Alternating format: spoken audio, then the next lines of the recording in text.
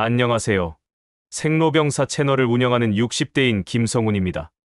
운동은 특히 560대 이후 나이 든 사람들에게는 근육량을 유지하고 골밀도를 높이며 심혈관 건강을 증진시키는 등 그 효과는 이루 말할 수 없이 중요합니다.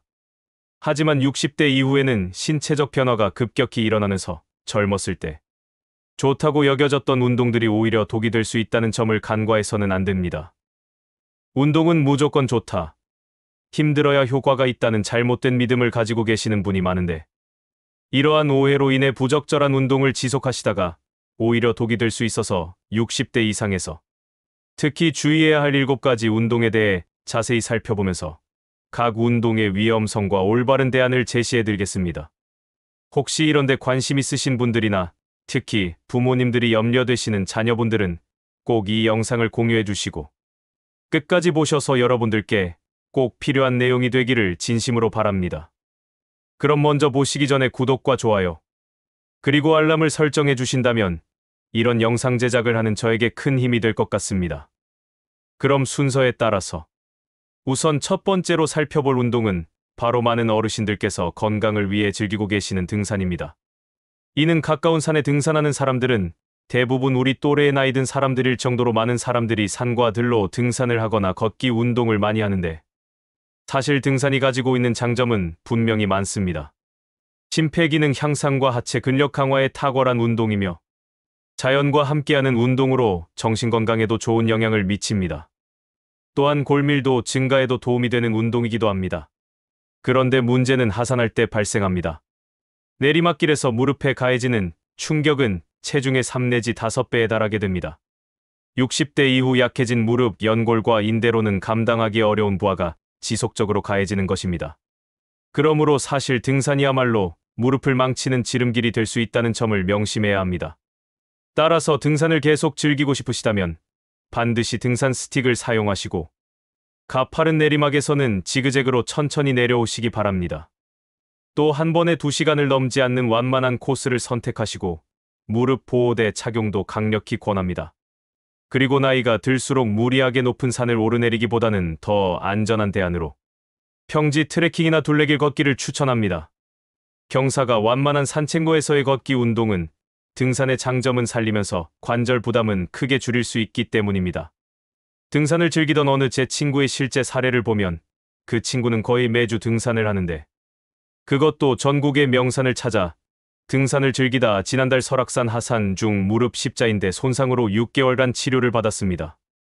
그 친구 말에 의하면 담당 의사 말이 무리하게 급경사인 산의 하산이 주요 원인이었다고 했다는 것입니다. 등산은 그야말로 돈도 들이지 않고 건강과 자연을 즐길 수 있는 아주 좋은 취미이고 건강수단이기는 하지만 우리같이 나이가 든 사람들은 가급적 낮은 산을 오르거나 트레킹 정도로 즐길 수 있도록 하시기를 강권합니다. 다음 두 번째로 주의해야 할 운동은 스쿼트입니다. 많은 어르신들께서 무릎 건강을 위해 매일같이 하고 계시는 스쿼트가 사실은 무릎 건강에 적신호를 보내는 운동이 될 수도 있다는 것을 아셔야 합니다. 우선 스쿼트가 가지고 있는 장점부터 말씀드리면 하체 근력 강화에 매우 효과적인 운동이기는 합니다. 대퇴사두근, 둔근, 햄스트링을 동시에 단련할 수 있으며 일상생활에서 앉고 일어나는 동작의 기능성을 향상시키는데 훌륭한 효과가 있습니다. 그런데 60대 이후에는 무릎 연골이 약해지고 관절액이 줄어들면서 스쿼트가 큰 부담이 됩니다. 특히 깊게 앉는 풀스쿼트는 무릎, 관절에 체중의 7 내지 8배에 달하는 압력을 가하게 되어 매우 위험합니다. 그러므로 꼭 스쿼트를 하고 싶으시다면 의자를 이용한 체어 스쿼트를 권해드립니다.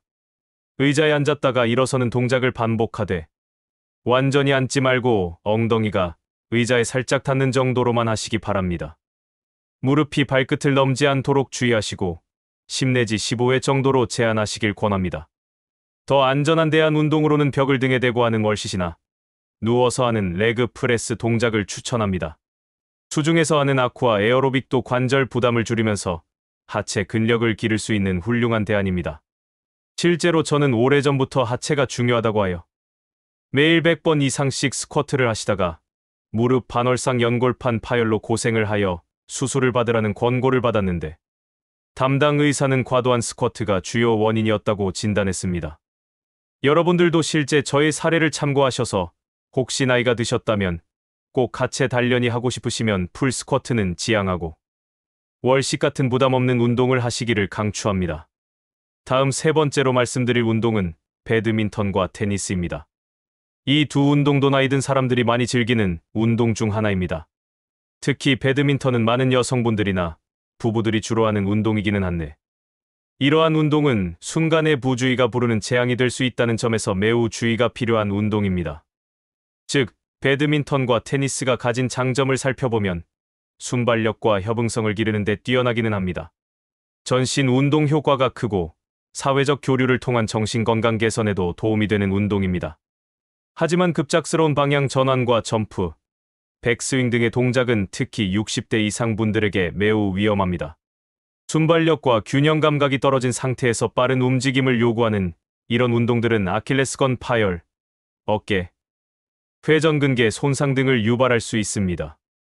그러므로 만약 이런 운동을 계속하고 싶으시다면 복식 경기로 제한하시고 충분한 준비 운동을 하신 후 저강도로 즐기시기 바랍니다.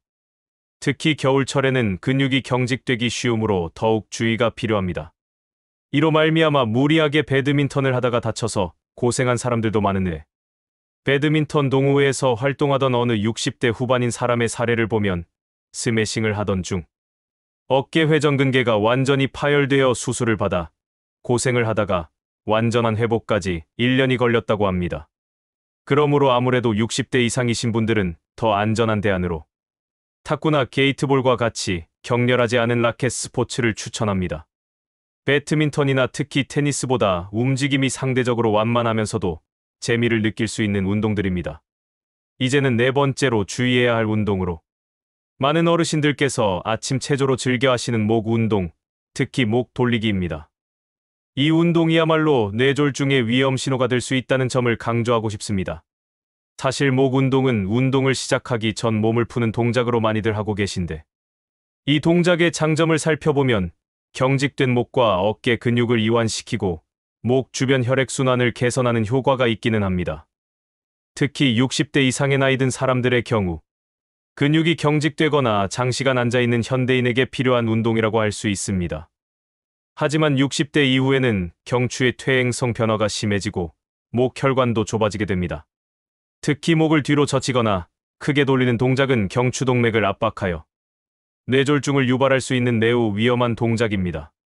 그러므로 목 운동을 하실 때는 절대 크게 돌리지 마시고 천천히 좌우로 고개를 끄덕이는 정도로만 하시는 것이 좋고 꼭 이런 동작을 하시려면 과격하게 목을 뒤로 젖히는 동작은 피하시고 부드럽게 숙이는 동작만 하시길 강력히 권합니다. 또 더 안전한 대안으로는 목과 어깨를 함께 움직이는 어깨 돌리기나 수건을 이용한 목 스트레칭을 추천합니다. 그리고 따뜻한 물수건으로 목을 찜질하는 것도 좋은 방법입니다. 실제로 아침 체조로 목 돌리기를 즐기던 70대 어느 어르신은 무리한 목 돌리기 운동 중 갑작스러운 어지럼증과 함께 쓰러지셔서 응급실로 이송되셨습니다. 다행히 경미한 뇌졸중으로 회복하셨지만 목 운동이 원인이었다고 진단받으셨다고 하는데 반드시 70대 정도 되신 분들이 이런 운동을 할 때는 위험성도 있다는 것을 꼭 참고하시기 바랍니다. 다음 다섯 번째로 말씀드릴 운동은 복근 운동의 대표격인 윗몸 일으키기입니다. 이 운동이야말로 척추에 가해지는 폭탄과 같은 역할을 할 수 있다는 점을 강조하고 싶습니다. 윗몸 일으키기의 장점을 보면 복근을 강화하여 허리를 지지하는 힘을 기르고 척추 안정성을 높여주는 운동이기는 합니다. 코어 근육 강화에도 효과적인 운동이라고 할 수 있습니다. 하지만 기존의 윗몸 일으키기는 목과 허리에 과도한 스트레스를 가하게 됩니다. 특히 60대에 약해진 경추와 요추에는 디스크 손상을 일으킬 수 있는 위험한 동작입니다. 그러므로 꼭 복근 운동을 하고 싶으시다면 플랭크 자세를 짧게 유지하거나 누워서 무릎을 가슴으로 끌어당기는 동작을 하시기 바랍니다. 절대 목에 손을 대고 일어나려 하지 마시고 복부에 힘을 주는 정도로만 하시길 권합니다. 그리고 더 안전한 대안으로는 의자에 앉아서 하는 복부 수축 운동이나 벽에 기대어 하는 월 플랭크를 추천합니다. 수중에서 하는 복부 운동도 관절 부담이 적어 좋은 대안입니다. 매일 윗몸 일으키기 50개를 목표로 하던 66세. 제 친구의 사례를 보면 허리 디스크 악화로 병원 치료를 받으셨습니다. 담당 의사는 반복적인 윗몸 일으키기가 디스크에 지속적인 압박을 가하다 보니 발생한 것이었다고 합니다. 그래서 사실 저도 뱃살을 빼겠다는 생각으로 이 윗몸 일으키기를 열심히 하던 편인데 이 친구의 말을 듣고 바로 이 운동을 조절하였는데 나이 든 사람들에게는 그렇게 권할 만한 운동은 아닌 것 같습니다. 이제는 6번째로 주의해야 할 운동으로 일상생활과 밀접한 관련이 있는 계단 오르내리기입니다. 이 운동이 무릎 관절염의 지름길이 될 수 있다는 점을 말씀드리겠습니다. 사실 계단 운동의 장점을 살펴보면 심폐지구력 향상과 하체 근력 강화에 매우 효과적인 운동이고 특히 일상에서 쉽게 할 수 있는 운동이기는 합니다. 하지만 계단을 내려갈 때 무릎에 가해지는 충격은 체중의 3 내지 4배에 달한다고 하지 않습니까?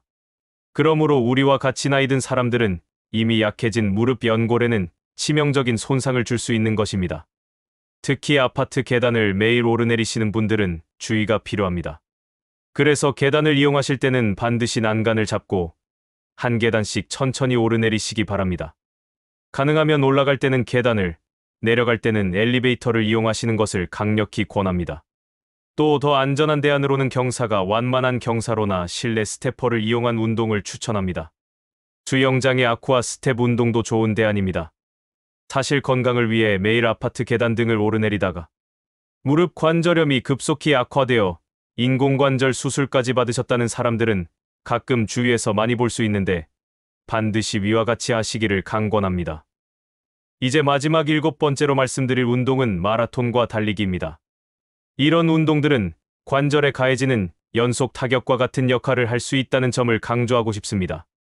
달리기와 마라톤의 장점을 살펴보면 심폐기능 향상에 탁월하고 체중 감량과 정신건강에도 도움이 되는 운동입니다. 또한 성취감과 자신감을 높여주는 운동이기도 합니다. 하지만 달리기는 매 발걸음마다 무릎과 발목에 체중의 2 내지 3배 충격을 가하게 됩니다.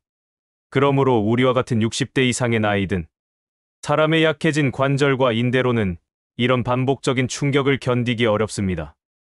특히 아스팔트에서의 장거리 달리기는 매우 위험한 운동이라고 할 수가 있습니다. 그러므로 꼭 달리기를 하고 싶으시다면 흙길이나 고무 트랙에서 짧은 거리로 제한하시기 바랍니다. 또한 좋은 러닝화 착용은 필수이며 무릎이나 발목의 통증이 느껴지면 즉시 중단하셔야 합니다. 그래서 더 안전한 대안을 말씀드린다면 달리기보다는 빠르게 걷기인 파워워킹이나 수중 러닝을 추천합니다. 실내 자전거나 집안에서 간단히 할 수 있는 일리프티컬 머신도 달리기의 심폐 효과는 얻으면서 관절 부담은 줄일 수 있는 좋은 대안입니다. 제가 아는 마라톤을 즐기던 60대 중반의 지인은 오랫동안 마라톤을 하다가 무릎과 발목, 연골 손상으로 더 이상 달리기를 할 수 없게 되셨습니다. 20년간 달리기를 해온 것이 누적되어 관절에 돌이킬 수 없는 손상을 입혔다고 의사는 설명했다고 하니 건강을 위한다는 것이 오히려 독이 된 대표적인 사례 아니겠습니까? 자, 이제까지 60대 이상이 하면 독이 되는 운동들에 대하여 살펴봤습니다. 어떻습니까? 이야기를 듣고 보니 좀 수긍할 만하지 않습니까? 건강해지려다 잘못하면 오히려 낭패를 당할 수가 있는데 운동은 건강한 노년을 위해 반드시 필요하지만 60대 이후에는 어떻게 운동하느냐가 더 중요하다는 점을 명심하시기 바랍니다. 젊었을 때의 운동 방식을 고집하기보다는 현재 몸 상태에 맞는 안전한 운동을 선택하시고 혹시 오늘의 말씀이 도움이 되셨다면 부모님이나 친구분들에게도 공유도 해 주십시오. 그리고 또 구독과 좋아요, 알람도 설정해 주시면 앞으로 더 유익한 정보를 얻으실 수 있다는 말씀을 드리며 그럼 오늘은 이것으로 마치도록 하겠습니다. 감사합니다.